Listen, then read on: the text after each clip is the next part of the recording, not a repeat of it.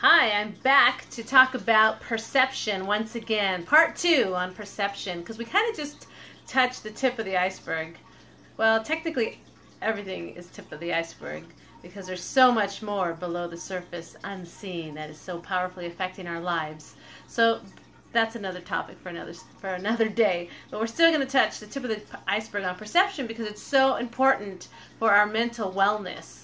Because we see things in life, and I talked about this last video of that through filters of our past from our parents, authority, prejudices that we don't even know we have, and so that's the lens that we see through life. And then we expect others to see the same exact thing that we're seeing. But they have their own filters based on their upbringing and their prejudices and their authority and their whatever. And so just like when two people see an accident, like an auto accident on the road, you would get two totally different explanations because you have two totally different people with different training and as to what they see. It's really an amazing thing that happens. So one prop that I want to use, it's like, so say one person sees this auto accident. So this is the auto accident, but I'm going to use the coffee cup, okay? And they're saying, oh yeah, I see this, and it's smooth, and it's round around the edges, and it's about 3 inches tall. And then the other person who saw it said, who sees this perspective, he says, no, it's not smooth around the face of it. It's not smooth at all.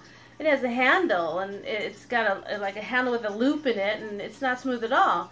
And so they're looking at this, but the other person who's looking at this side is saying, no, there's no handle there. It's smooth. It's smooth and rounded, and there's nothing sticking out of it. And then the other person is saying, yes, there is. And so who's right? They're talking about the same thing. And there's been so many wars and battles and arguments and killing in the name of perspective, that especially God.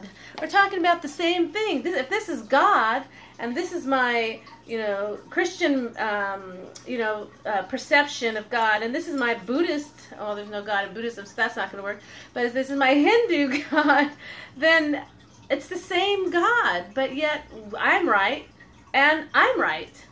But yet there's so much killing going on in this world based on different religions. So if we are aware of, hey, this is just my perspective, and that person next to me has a right to have their own perspective, we can eliminate so much anger and so much rightness. I'm so right about my perspective. And I don't have the same filters as you do. I had, here's a story about how I learned is, I thought I was a person who needed space. And when I wanted my space, I wanted my space. And then I had an awareness point based on one of my spiritual teachers. I had an awareness point that that gave me a new perspective on didn't need space. I just want to run away. And so my perspective, I flipped it around, was it's not called space, it's called running away from what was going on. And when I saw that, I was able to take a breath, like, oh, there's another side to that coin, and I learned a lot about myself.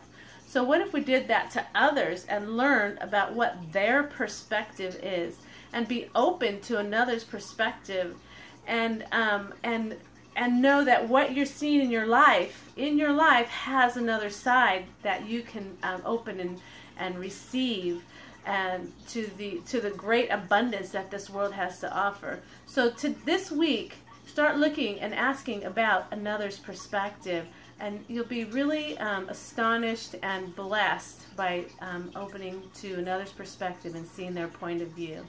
Until we meet again, ta-ta for now.